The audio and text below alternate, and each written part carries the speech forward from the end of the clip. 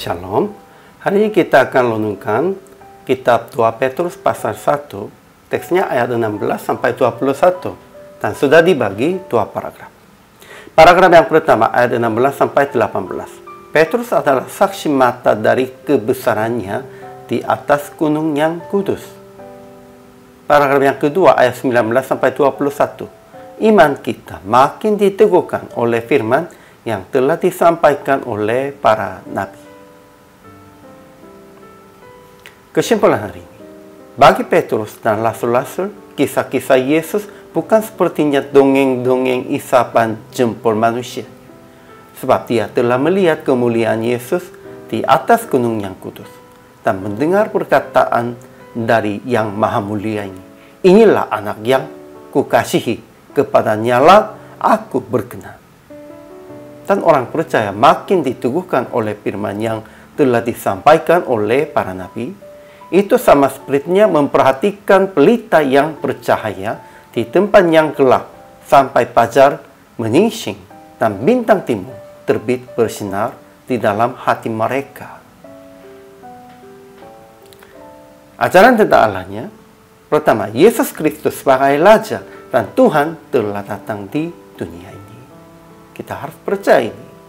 Kedua, yang Maha Mulia mengatakan tentang Yesus Kristus, inilah anak yang kukasihi, kepadanya lah aku berkenan. Kita juga harus percaya ini dan harus memuliakannya Tuhan dan Yesus Kristus.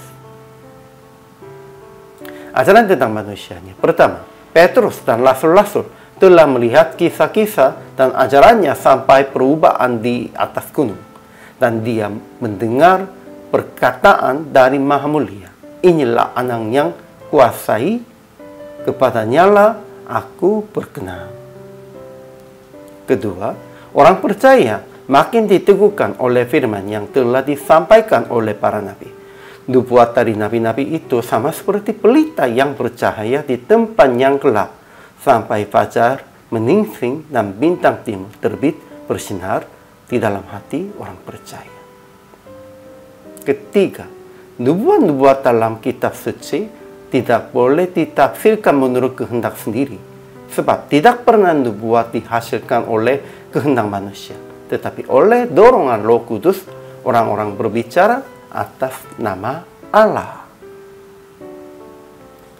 Jadi aplikasi hari ini, pertama, jadilah saksi tentang Yesus Kristus sebagai juru selamat dan Tuhan kita, dengan menjelaskan kisah-kisah yang Anda telah mengalami dalam kehidupan sehari-harinya.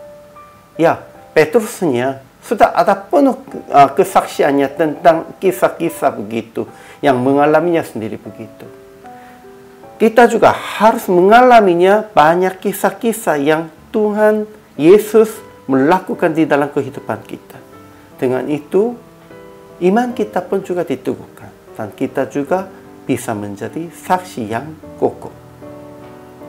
Kedua, merenungkan firman setiap hari dan menulis pemahaman hari ini di dalam renungan Anda. Dengan demikian itu, semakin berbuat tafsiran pribadi supaya menjelaskan iman Anda kepada anak-anak dan generasi berikutnya.